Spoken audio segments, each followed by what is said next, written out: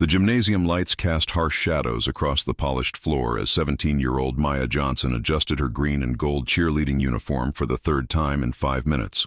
Her dark hands trembled slightly as she smoothed down the pleated skirt, her eyes scanning the bleachers where students from Westfield Prep Academy filled the seats. The private school's marble hallways and manicured lawns screamed privilege, a world where her scholarship felt like a constant reminder that she didn't belong. Maya's breath caught in her throat as she spotted them in the crowd.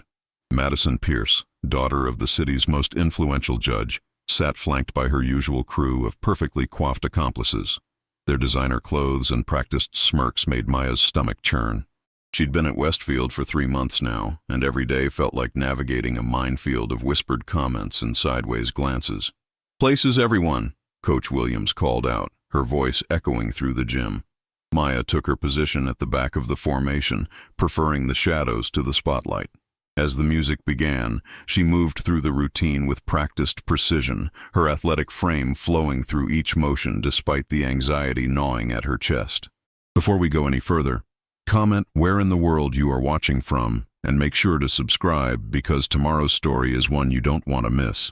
The performance ended to thunderous applause, but Maya barely heard it. Her focus was on Madison's group, who were now making their way down from the bleachers with predatory smiles. She'd learned to read the signs, the way Madison's blue eyes narrowed when she spotted vulnerability, how her friends circled like wolves when they sensed weakness. "Great job out there, scholarship girl." Madison's voice dripped with false sweetness as she approached. Her blonde hair was pulled back in a perfect ponytail, not a strand out of place despite the October heat. "I especially loved that part where you almost tripped. Very authentic." Maya's jaw clenched, but she kept her voice steady. "Thanks for the feedback." She began gathering her things, hoping to escape before the situation escalated. "Oh, don't rush off," Madison continued, blocking Maya's path. "I wanted to ask you something. My father's having a dinner party next weekend. You know, important people, city council members, business leaders. We need someone to help serve drinks. Interested?" The implication hung in the air like a toxic cloud. Maya's hand stilled on her duffel bag zipper. Around them, other students had stopped their conversations, sensing the tension. She could feel their eyes on her, waiting to see how she'd respond. "I'm not looking for a job," Maya said quietly, her voice barely above a whisper. Madison's laugh was sharp and cutting. "Oh, I think there's been a misunderstanding. I wasn't offering you a job. I was offering you a chance to be useful for once." She leaned closer, her voice dropping to a whisper that only Maya could hear. "Because let's be honest, sweetheart, we both know you're only here because they needed to fill their diversity quota." The words hit Maya like a physical blow. She'd heard whispers, seen the looks, but having it said so directly made her stomach twist with humiliation and rage. Her father's voice echoed in her mind, his lessons about composure under pressure, about choosing battles wisely. Colonel James Johnson had taught her that true strength came from discipline, not from reactions.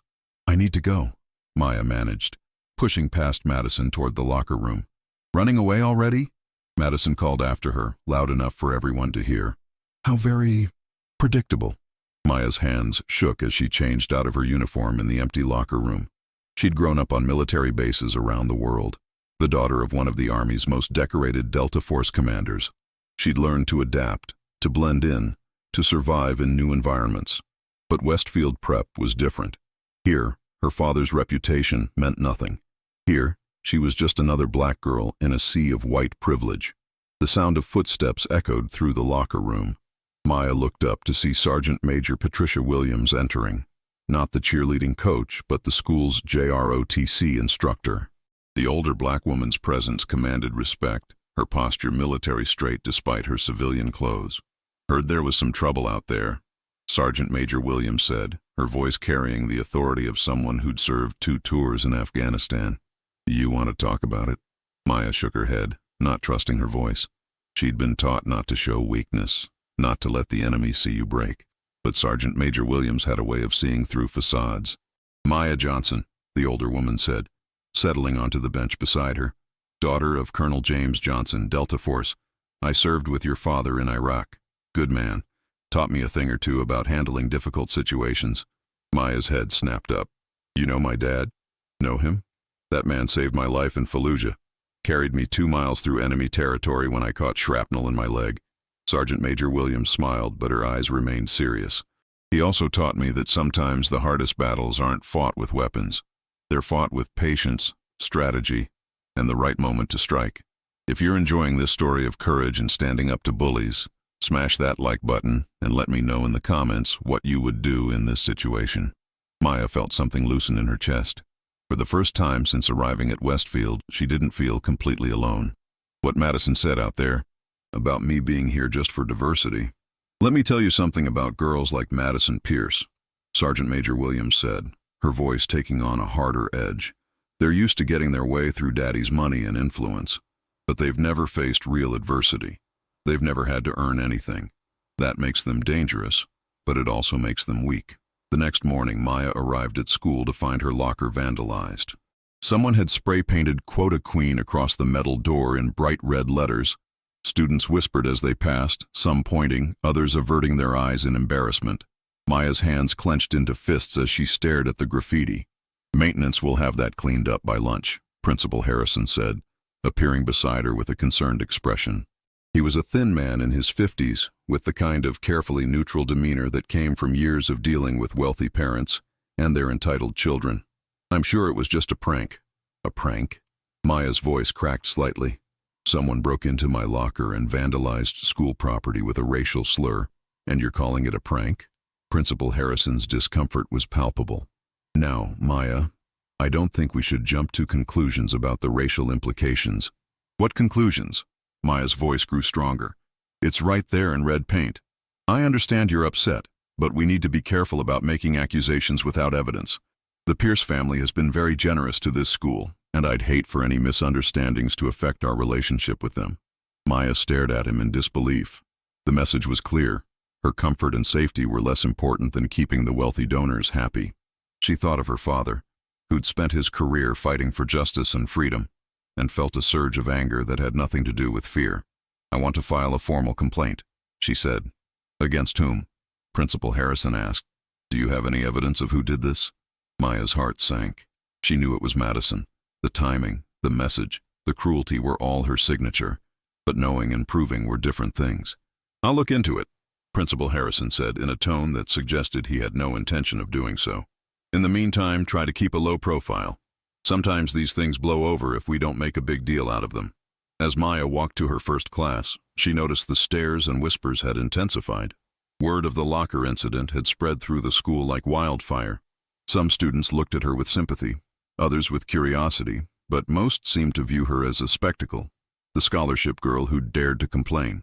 In AP Literature, Maya tried to focus on the discussion of To Kill a Mockingbird, but the irony of reading about racial injustice while experiencing it firsthand wasn't lost on her. When Mrs. Patterson asked for thoughts on Atticus Finch's character, Madison's hand shot up. "I think Atticus is a hero," Madison said, her voice dripping with false sincerity. "He stood up for what was right, even when it wasn't popular. Some people today could learn from his example instead of always playing the victim." Maya's pencil snapped in her hand. The message was clear to everyone in the room, but delivered with enough plausible deniability that Madison couldn't be accused of anything directly. "That's an interesting perspective, Madison," Mrs. Patterson said carefully. "Maya, did you want to share your thoughts on the text?" Maya looked around the room, seeing the expectant faces of her classmates. Some seemed genuinely interested in her perspective, while others appeared to be waiting for drama. She thought of her father's lessons about choosing battles wisely. "I think," Maya said slowly, "that sometimes the real heroes are the ones who don't get recognition, the ones who fight battles that others can't see or understand. And sometimes the people who claim to be heroes are actually just protecting their own comfortable positions." The silence that followed was thick with tension. Madison's smile faltered for just a moment, and Maya saw something dangerous flicker in her eyes. After class, Maya found herself cornered in the hallway by Madison and her 3 closest friends. Brittany Walsh, whose father owned half the commercial real estate in town, Samantha Chen, whose family had donated the new science wing, and Jessica Thompson, daughter of the police chief. "That was quite a performance in there," Madison said, her voice sweet, but her eyes cold. "Very articulate. You must have learned that from your father. What does he do again?" "I heard he's in the military." Maya's blood ran cold. She'd been careful not to discuss her father's career, knowing that his Delta Force background was classified. "He's a soldier," she said simply. "How noble," Brittany added, her tone suggesting it was anything but. "My father was just saying how important it is to support our troops." Of course, he was mainly talking about the officers, not the enlisted men. "My father is a colonel," Maya said quietly, pride and defensiveness warring in her voice. "Really?" Madison's eyebrows rose in mock surprise. "A colonel? How impressive. I'm sure that's why you're so disciplined. Always following orders, never making waves. Very military." Jessica stepped closer, her voice dropping to a whisper. "You know, my dad runs the police department. He's always saying how important it is to maintain order, to know your place in the community. Some people understand that naturally. Others, well, they need to be taught." The threat was subtle but unmistakable. Maya's military training kicked in, her posture straightening as she assessed the situation. 4 against 1 in a public hallway, with the implicit backing of the school administration. Not a battle she could win with direct confrontation. "I need to get to class," Maya said, moving to step around them. "Of course you do," Madison said, not moving out of her way. "Wouldn't want to be late. That might affect your scholarship." As Maya finally pushed past them, she heard Samantha's voice behind her. "Some people just don't know how to be grateful for what they're given." That evening, Maya sat in her room video calling her father, who was stationed at Fort Bragg. Colonel James Johnson's weathered face filled the screen, his gray eyes sharp with concern as Maya recounted the day's events. "The first rule of warfare," he said after she finished, "is to know your enemy. These girls have been fighting this battle their whole lives. They just call it social dynamics instead of combat. They know the terrain, they know the rules, and they know how to win without getting their hands dirty." "So what do I do?" Maya asked, feeling younger than her 17 years. "You do what any good soldier does when facing a superior force," her father replied. "You gather intelligence, you find allies, and you wait for the right moment to strike. But most importantly, you remember who you are. You're a Johnson. We don't run from fights, but we don't start them either. We finish them." Maya's phone buzzed with a text message. Her blood ran cold as she read it. "Hope you enjoyed your first day as the quota queen. Tomorrow will be even better.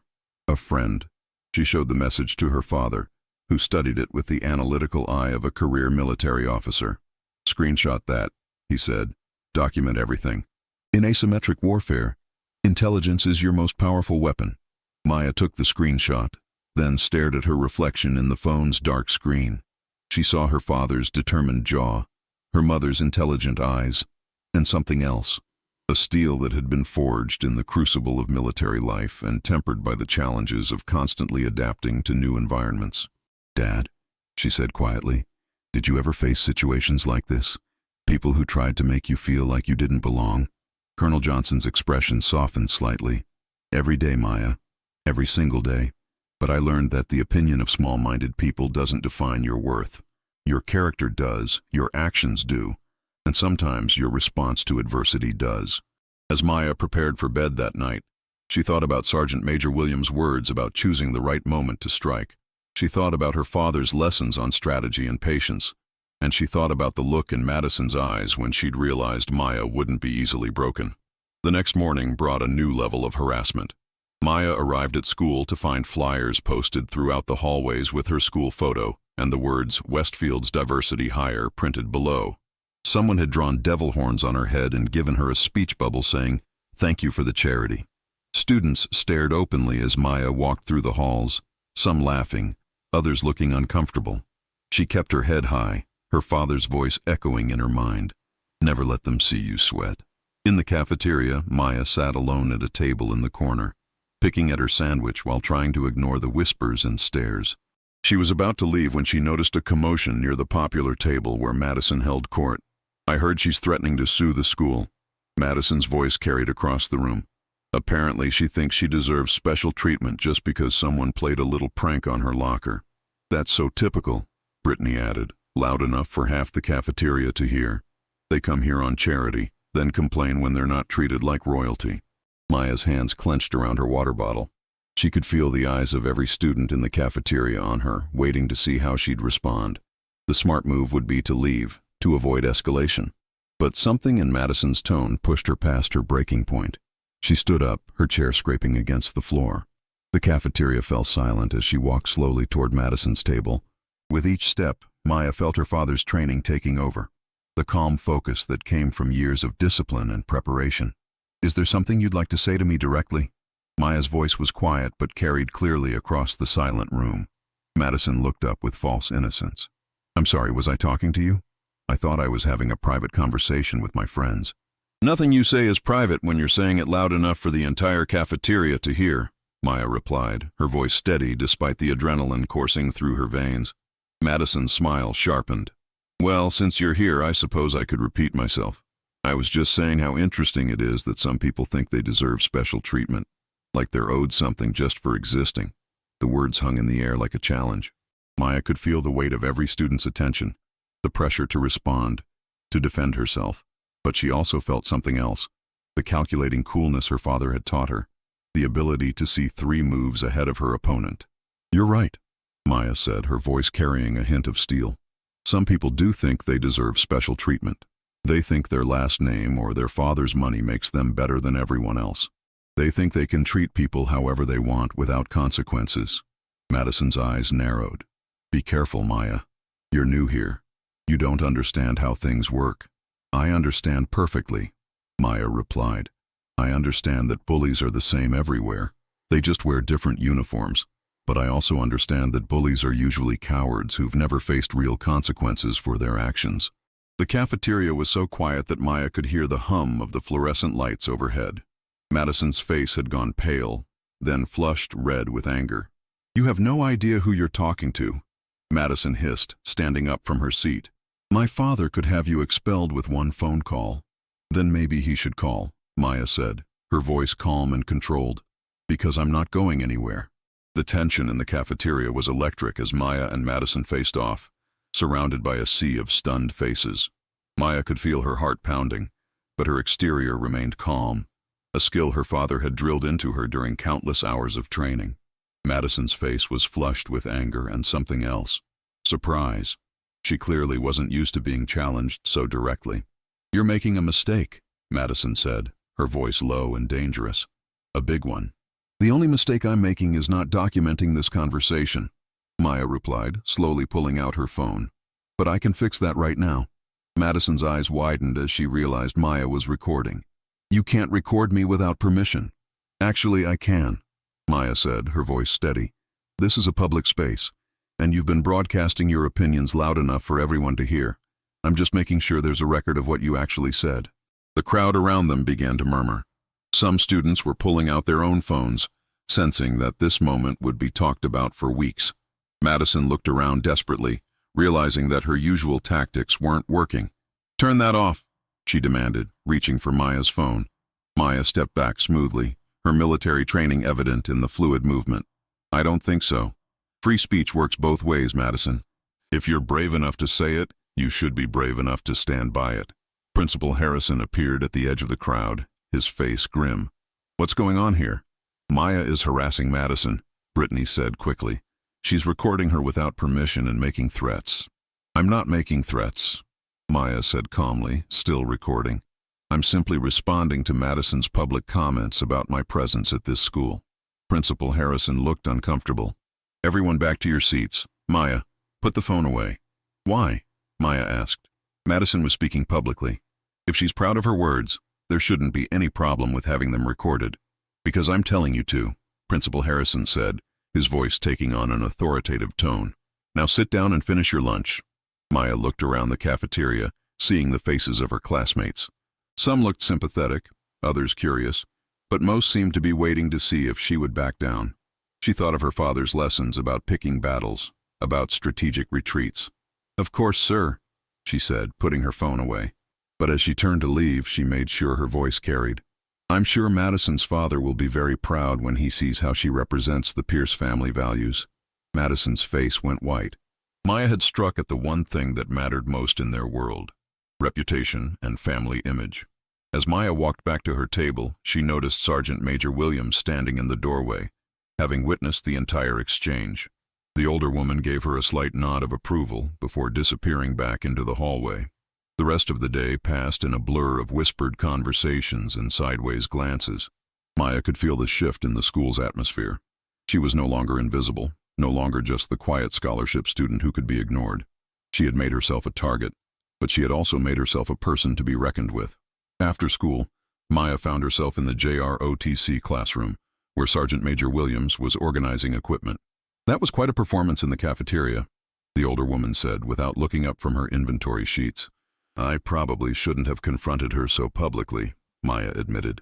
"My father always says to choose your battles wisely." "Your father is right," Sergeant Major Williams said, finally looking up. "But sometimes battles choose us. The question is whether you're prepared for the war that's coming." Maya's stomach clenched. "What do you mean?" "Madison Pierce doesn't lose gracefully. Neither does her father. They have resources, connections, and a willingness to use both." Sergeant Major Williams leaned against her desk. "But they also have something else. A lot to lose. People like that, they get sloppy when they feel threatened. So what do? You do what your father taught you. You gather intelligence, you build alliances, and you prepare for the long game." Sergeant Major Williams opened a drawer and pulled out a small digital recorder. "This is better than a phone. Less obvious, better sound quality. Your father would call it force protection." Maya stared at the device. "Are you telling me to spy on them?" "I'm telling you to protect yourself. There's a difference." Sergeant Major Williams handed her the recorder. "These girls have been playing this game since they were children. They know how to hurt people without leaving fingerprints. You need to be smarter than they are." That evening, Maya was studying in her room when her phone buzzed with a series of text messages from unknown numbers. "Hope you enjoyed your moment of fame today. Too bad it won't last. Some people need to learn their place. Watch your back, scholarship girl." Maya screenshot each message, adding them to a growing file on her laptop. Her father had taught her that documentation was crucial in any conflict. Evidence could be the difference between victory and defeat. She was about to call her father when she heard voices outside her window. Maya lived in a small apartment complex near the school, and her ground floor unit faced the parking lot. She peered through the blinds to see Madison's BMW parked across the street, with Madison and her friends sitting inside, staring at her building. Maya's blood ran cold. They had followed her home.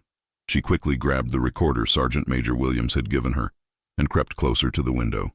The girls' voices were faint but audible. "Just sitting there like she owns the place," Madison was saying. "My dad could have the health department inspect this dump." Brittany's voice replied. "Probably dozens of violations. Or the police could start patrolling this area more frequently," Jessica added. "You know how these neighborhoods can be dangerous." Maya's hands shook as she held the recorder closer to the window. They were discussing ways to make her life miserable, to force her out of school and possibly out of her home. "The scholarship committee meets next month," Madison continued. "My father sits on the board. All it would take is one complaint about her behavior, her attitude problem."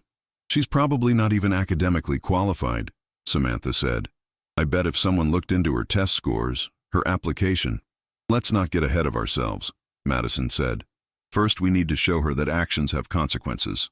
Tomorrow is the pep rally. Everyone will be watching." Maya felt her stomach drop.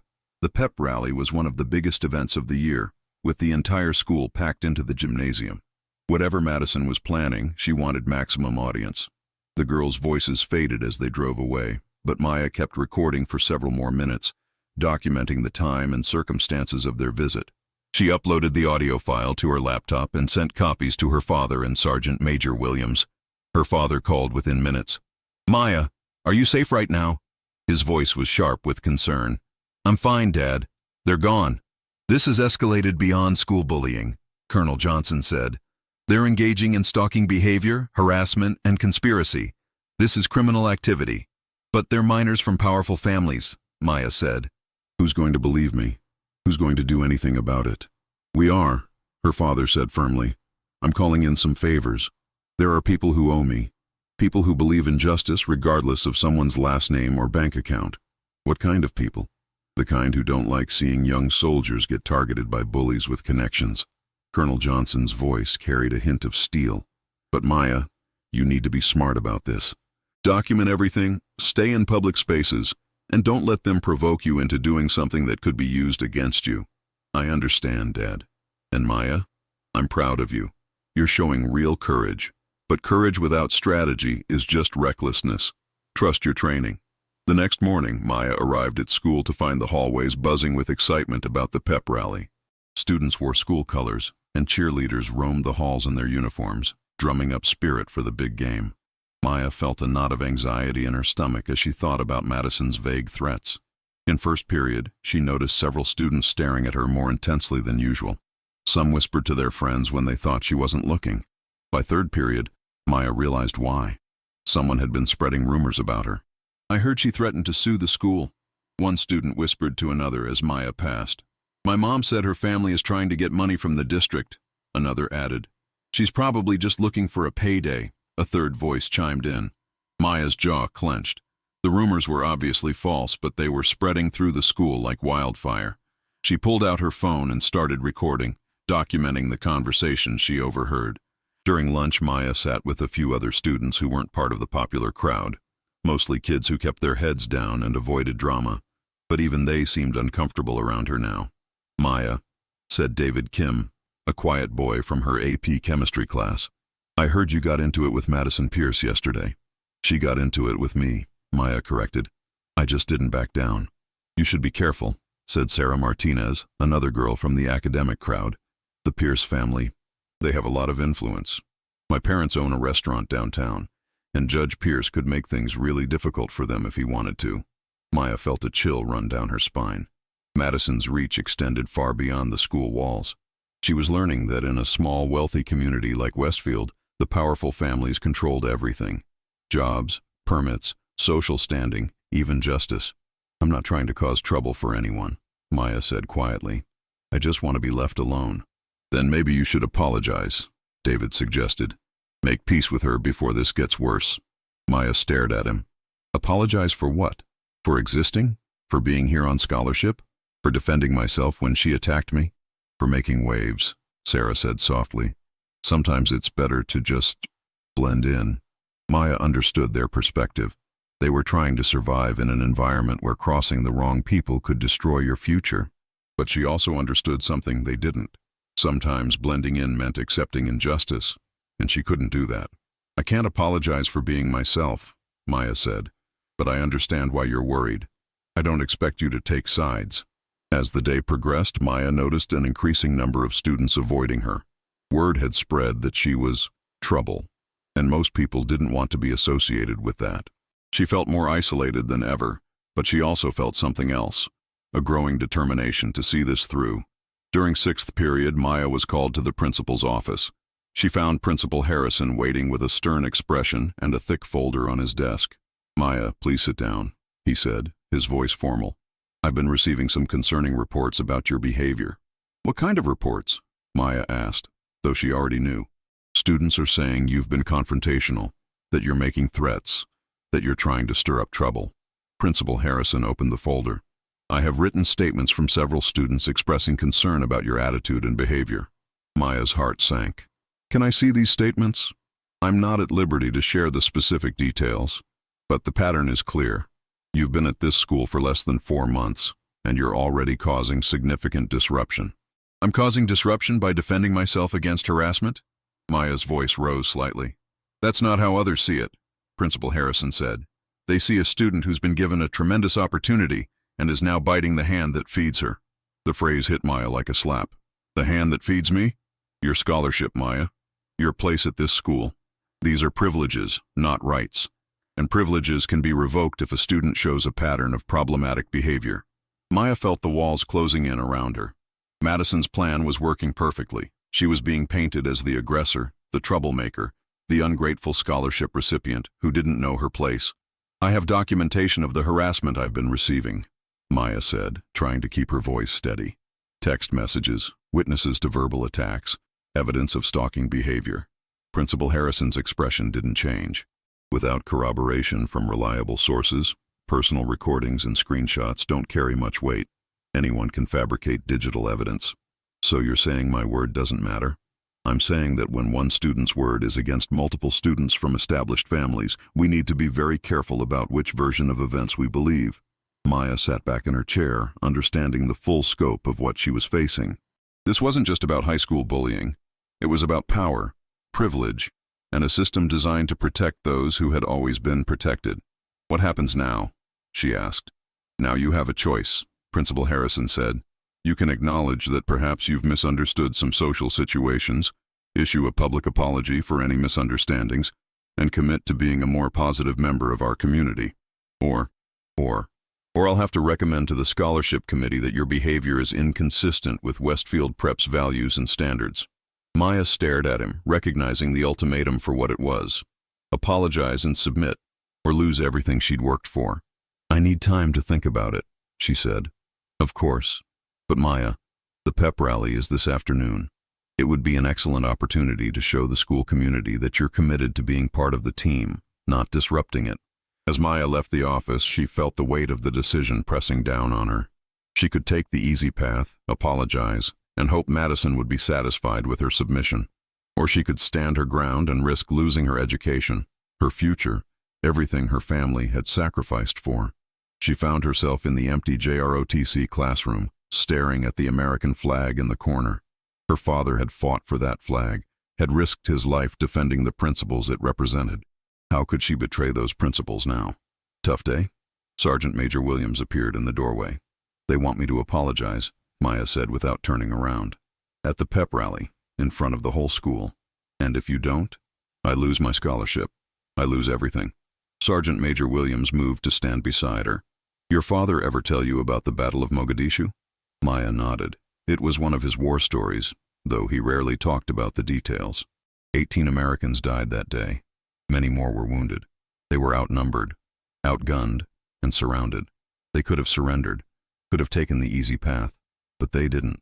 You know why? Because they were soldiers, Maya said softly. Because they understood that some things are worth fighting for, even when the odds are against you, even when the cost is high. Sergeant Major Williams placed a hand on Maya's shoulder. "You're your father's daughter. You know what's right." This is about to get intense. Make sure you're subscribed with notifications on, because stories like this one show us what real strength looks like. What's your prediction for how this ends? Drop it in the comments below. Maya spent the rest of the day in a haze of anxiety and determination. She could feel the eyes of her classmates on her, could hear the whispers following her through the hallways. Everyone knew about the ultimatum, about her choice between submission and destruction. As the final bell rang and students began filing into the gymnasium for the pep rally, Maya made her decision. She wouldn't apologize for defending herself.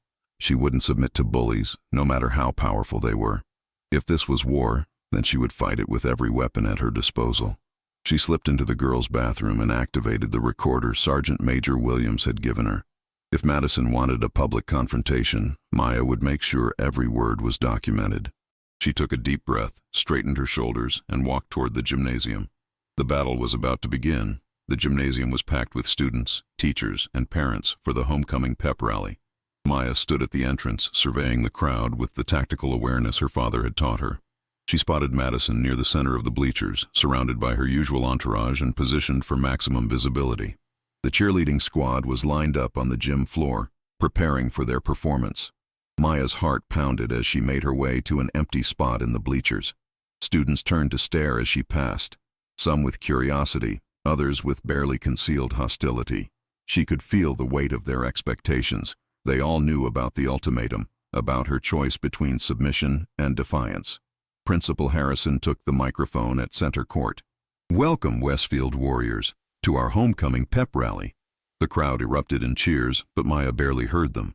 Her attention was focused on Madison, who was watching her with a predatory smile. "Before we begin our celebration," Principal Harrison continued, "I'd like to address some recent tensions in our school community. As warriors, we stand together, we support each other, and we resolve our differences with maturity and respect." Maya felt every eye in the gymnasium turn toward her. The message was clear. This was her moment to apologize, to submit, to show the school that she knew her place. She remained seated, her spine straight, her expression calm, despite the storm raging inside her. Madison stood up in the bleachers, her voice carrying clearly through the gymnasium. "Principal Harrison, if I may." Her tone was sweet, respectful, the perfect image of a concerned student leader. "Of course, Madison. I just wanted to say that as student body president, I believe in second chances. We all make mistakes when we're new somewhere. when we don't understand the culture and traditions that make Westfield special. Madison's eyes locked onto Maya's. I hope that anyone who may have felt unwelcome or misunderstood knows that we're here to help them find their place in our community. The gymnasium fell silent. Madison had delivered the setup perfectly, positioning herself as magnanimous while painting Maya as someone who needed to be corrected and guided. Now all Maya had to do was stand up, apologize, and accept her role as the grateful scholarship recipient who had learned her lesson. Maya remained seated. Principal Harrison cleared his throat. Maya Johnson, would you like to respond to Madison's generous offer? Every face in the gymnasium turned toward Maya. She could feel the pressure, the expectation, the weight of her future hanging in the balance. Her father's voice echoed in her mind. Sometimes the most important battles are fought when you're outnumbered and outgunned. Maya stood up slowly, her movements deliberate and controlled. The gymnasium was so quiet she could hear her own heartbeat. She looked around at the sea of faces, some hostile, some curious, some sympathetic, but too afraid to show it. Thank you, Madison, for that generous offer, Maya said, her voice carrying clearly through the silent gymnasium. But I think there's been a misunderstanding about who needs to apologize. A ripple of shock went through the crowd. Madison's smile faltered for just a moment before returning, tighter than before. I've been at Westfield for 4 months, Maya continued, her voice growing stronger. In that time, I've been called quota queen, diversity hire, and charity case. I've had my locker vandalized with racial slurs. I've been followed to my home and threatened by anonymous text messages. I've been told repeatedly that I don't belong here, that I should be grateful for scraps, that I should know my place. The gymnasium was dead silent now. Several adults in the crowd were shifting uncomfortably, including some school board members Maya recognized from photos. So I want to ask all of you, Maya continued, what exactly should I apologize for? For existing? For earning my scholarship through hard work and academic achievement? For defending myself when attacked? For refusing to accept that my skin color makes me less worthy of respect? Madison's face was flushed with anger now. You're twisting everything around. You're making accusations without proof. Without proof?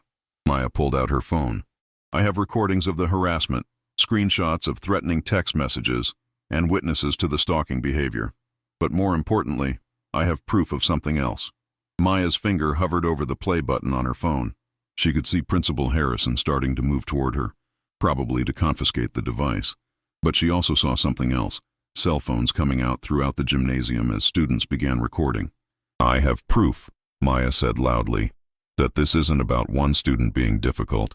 This is about a system that protects bullies when they have the right last name and the right bank account. She hit play. Madison's voice filled the gymnasium through Maya's phone speaker. Some people need to learn their place. The scholarship committee meets next month. My father sits on the board.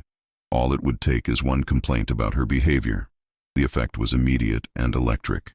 Students gasped, teachers looked shocked, and several parents in the crowd began talking urgently among themselves. Madison went white as her own words echoed through the space. That's illegal recording, Madison shouted. She can't use that. Actually, came a new voice from the gymnasium entrance. She can.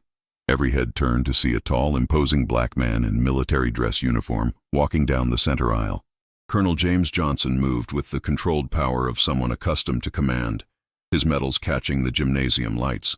Behind him walked a woman in a business suit with a badge clipped to her belt. Dad? Maya's voice cracked with surprise and relief. Special Agent Rebecca Martinez, FBI, the woman announced, her voice carrying authority through the gymnasium. We're here investigating reports of civil rights violations, conspiracy, and cyberstalking involving minors. The gymnasium erupted in chaos. Students were talking loudly, parents were demanding explanations, and Principal Harrison was trying to restore order. Madison looked like she was going to be sick. Colonel Johnson reached Maya's position in the bleachers. You okay, sweetheart? Maya nodded, tears streaming down her face. How did you? Your recordings, the evidence you gathered, it was enough to open a federal investigation. When you're dealing with civil rights violations and conspiracy, local politics don't matter. He looked around the gymnasium with steely eyes. Nobody threatens my daughter and gets away with it. Special Agent Martinez had made her way to where Madison was sitting with her friends. Madison Pierce, Brittany Walsh, Jessica Thompson, and Samantha Chen You need to come with us for questioning." "You can't arrest us," Brittany protested. "We're minors." "You're not under arrest," Agent Martinez replied calmly. "Yet. But conspiracy to violate someone's civil rights is a federal crime, regardless of age. So is cyberstalking." Principal Harrison pushed through the crowd. "This is highly irregular. These are good students from respected families. These are suspects in a federal investigation," Agent Martinez corrected. "And this institution is being investigated for potential civil rights violations in its handling of harassment complaints." As the 4 girls were escorted out of the gymnasium, Maya felt a hand on her shoulder. She turned to see Sergeant Major Williams, who was grinning widely. "Now that," the older woman said, "is how you execute a battle plan." The investigation that followed moved swiftly. Maya's meticulous documentation proved invaluable. The recordings, screenshots, timestamps, and witness statements painted a clear picture of systematic harassment and institutional failure. Within a week, federal investigators had uncovered a pattern of discriminatory behavior at Westfield Prep that went far beyond Maya's case. The text messages were traced back to the girls' phones. Security footage confirmed their presence at Maya's apartment complex. Most damaging of all, investigators found a group chat where the 4 girls had coordinated their harassment campaign, complete with discussions of their parents' influence and their confidence that they would face no consequences. Madison Pierce was charged with conspiracy to violate civil rights and cyberstalking.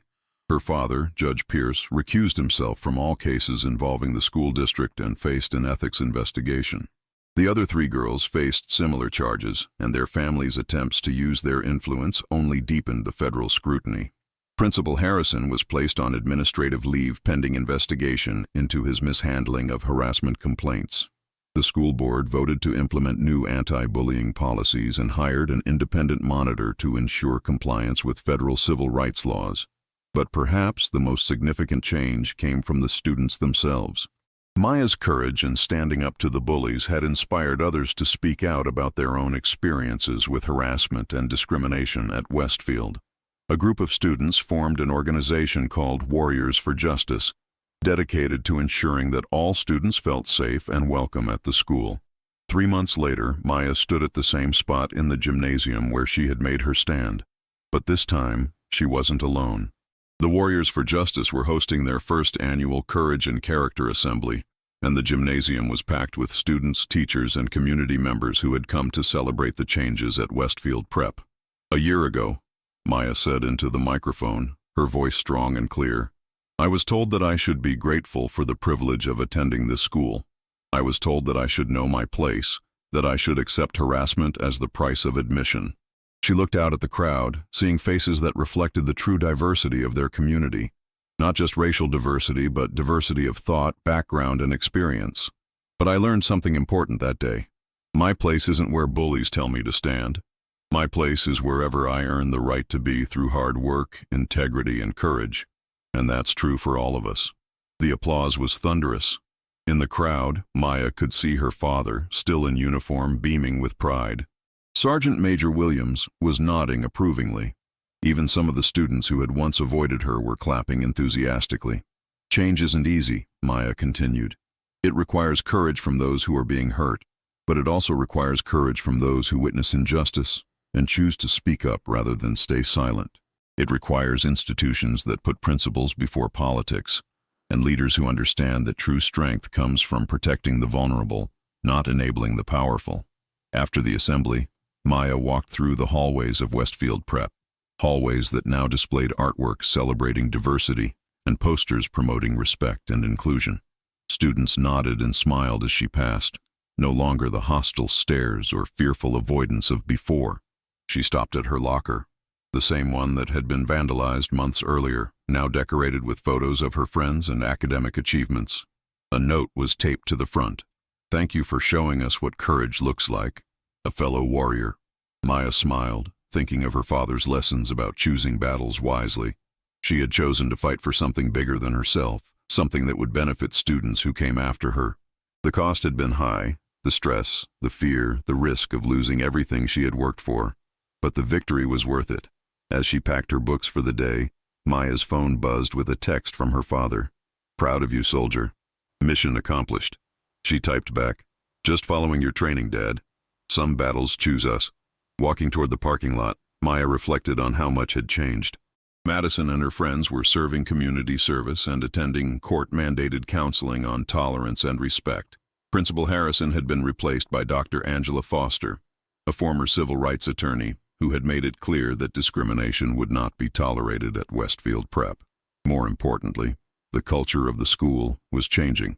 Students were speaking up against harassment instead of ignoring it. The administration was taking complaints seriously and investigating them thoroughly, and there was a growing understanding that true strength came from inclusion and respect, not from exclusion and intimidation. Maya's phone rang as she reached her car. The caller ID showed Special Agent Martinez. "Maya, I wanted to give you an update on the case," the agent said. "All 4 defendants have accepted plea agreements. They'll serve community service, pay restitution, and complete educational programs on civil rights and bullying prevention." "What about their records?" Maya asked. "The charges will remain on their juvenile records, which means they'll have to disclose them on college applications and scholarship forms. Actions have consequences, even for privileged kids." After hanging up, Maya sat in her car for a moment, processing everything that had happened. A year ago, she had been the isolated scholarship student, desperately trying to blend in and avoid conflict. Now she was a recognized leader in her school, someone other students looked up to and came to for advice. Her phone buzzed with another message.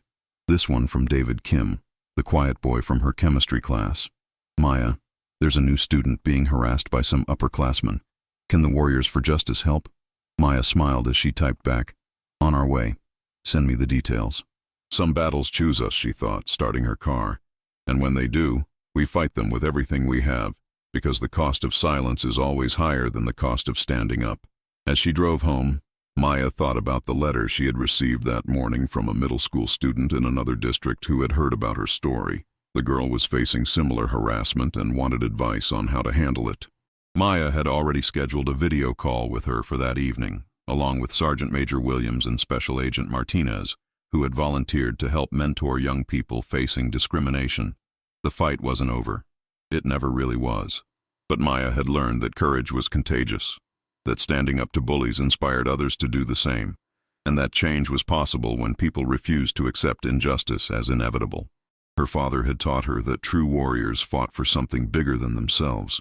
As Maya pulled into her driveway, she smiled, knowing that she was exactly where she belonged. Not because someone had given her permission to be there, but because she had earned her place through courage, determination, and an unwavering commitment to justice. The battle had been won, but the war for equality and respect continued. And Maya Johnson, daughter of Colonel James Johnson, student at Westfield Prep and warrior for justice, was ready for whatever came next. I hope you enjoyed that story. Please like the video and subscribe so that you do not miss out on the next one. In the meantime, I have handpicked 2 stories for you that I think you will enjoy. Have a great day.